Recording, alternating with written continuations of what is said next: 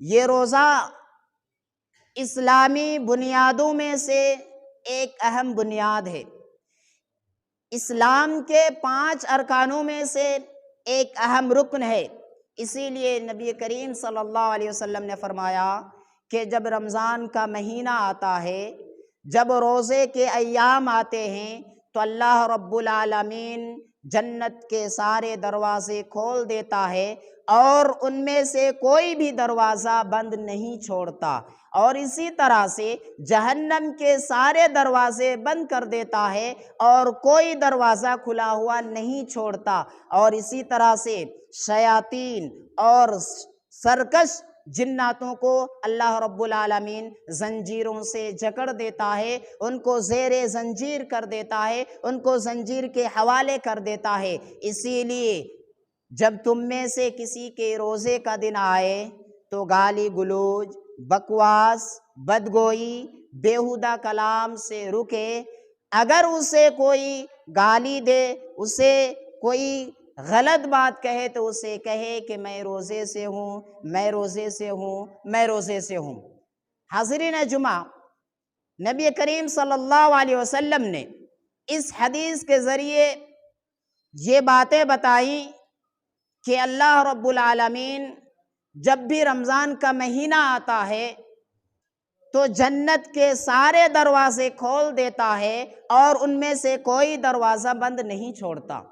اور اسی طرح سے جہنم کے سارے دروازے بند کر دیتا ہے اور کوئی دروازہ کھلا ہوا نہیں چھوڑتا، اور بڑے بڑے شیطان اور سرکش جناتوں کو زیر زنجیر کر دیتا ہے، زنجیر کے حوالے کر دیتا ہے۔ اسی لیے دیگر ایام میں جو شیاطین، جو سرکش جنات انسانوں کو ستاتا ہے، انسانوں کو بہکاتا ہے اور اس کو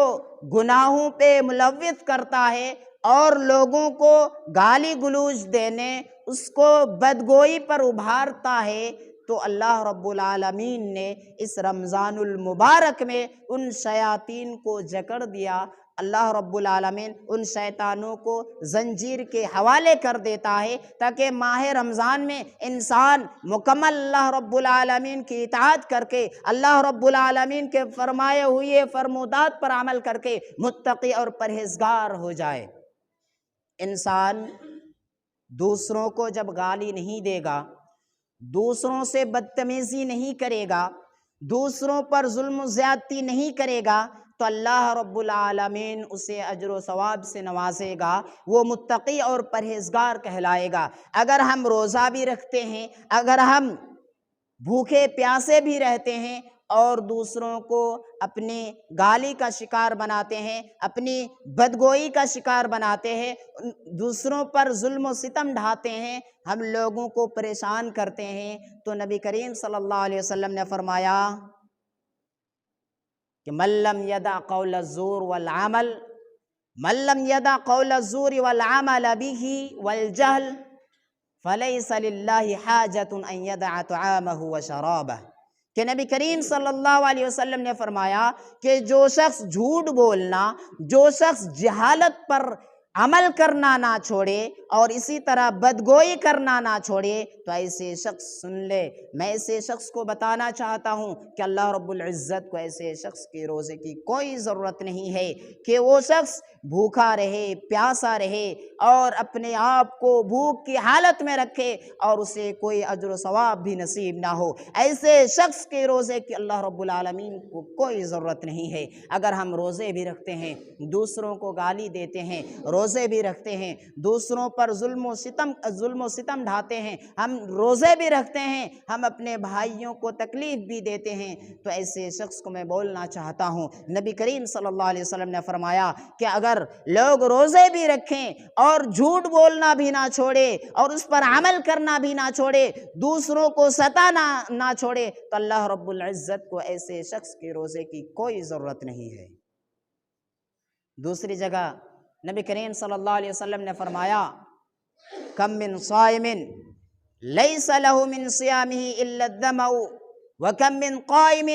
لیس له من قیامہ الا السہر۔ بہت سارے ایسے روزے دار ہیں، بہت سارے ایسے روزے رکھنے والے ہیں جس کے روزے سے صرف اس کو پیاسا ہی نصیب ہوتا ہے، اسے اجر و ثواب نصیب نہیں ہوتا، صرف اسے پیاس ہی لگتی ہے، اسے پیاس ہی نصیب ہوتی ہے۔ محترم حضرات، اور بہت سارے ایسے لوگ ہیں، بہت سارے ایسے شب بیدار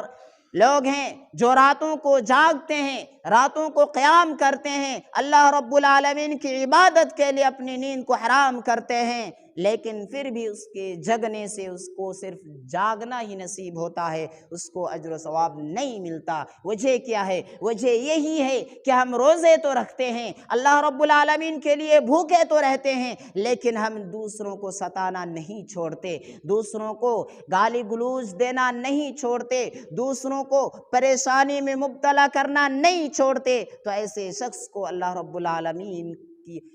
العالمین کو کوئی ضرورت نہیں کہ ایسے شخص روزے رہے، اور روزے رہ کر صرف بھوک ہی رہے گا، ایسے شخص کو اللہ رب العزت کو روزے کی کوئی ضرورت نہیں ہے۔ محترم حضرات، ہم اور آپ روزے تو رکھتے ہیں، ہم اور آپ بھوکا پیاسا تو رہتے ہیں، لیکن ہمیں کوئی فائدہ نہیں ملتا۔ نبی کریم صلی اللہ علیہ وسلم نے فرمایا، رب صائم حظہ من صیامہ العطش والجوع۔ بہت سارے ایسے روزے دار ہیں، بہت سارے ایسے روزے دار ہیں جس کے روزے سے صرف اس کو بھوکا رہنا اور پیاسا رہنا ہی نصیب ہوتا ہے۔ وجہ یہی ہے جو میں نے ابھی بیان کیا ہے کہ ہم روزہ تو رکھتے ہیں، ہم بھوکے تو رہتے ہیں، پیاس کی شدت کو محسوس تو کرتے ہیں، لیکن ہم اللہ رب العزت کے یہاں معذور نہیں ہوتے ہیں، ہم اجر و ثواب کے مستحق نہیں ہوتے ہیں۔ یہی وجہ ہے کہ ہم روزے بھی رکھتے ہیں اور اجر و ثواب کے مستحق بھی نہیں ہوتے ہیں۔ محترم حضرات، اسی طرح سے نبی کریم صلی اللہ علیہ وسلم نے فرمایا کہ جب تک میری امت افطاری میں جلدی کرتی رہے گی تب تک میری امت بھلائی پر گامزن رہے گی، تب تک میری امت بھلائی پر رہے گی، لیکن اگر ہم افطاری میں تاخیر کریں گے، یعنی اذان ہوتی رہے اور ہم انتظار کریں کہ اذان کے بعد افطاری کریں گے، تو ایسے شخص میں بولنا چاہتا ہوں کہ نبی صلی اللہ علیہ وسلم ایک سفر میں تھے، مدینے کے کسی سفر میں تھے، تو نبی صلی اللہ علیہ وسلم نے فرمایا، اے بلال اٹھو اذان دو۔ تو بلال نے کہا، یا اللہ کے رسول ابھی سورج نہیں ڈوبا۔ پھر کچھ دیر کے بعد نبی صلی اللہ علیہ وسلم نے فرمایا کہ بلال اٹھو اذان دو۔ پھر آپ نے فرمایا، اللہ کے رسول ابھی سورج نہیں ڈوبا ہے۔ پھر تیسرے مرتبہ فرمایا تو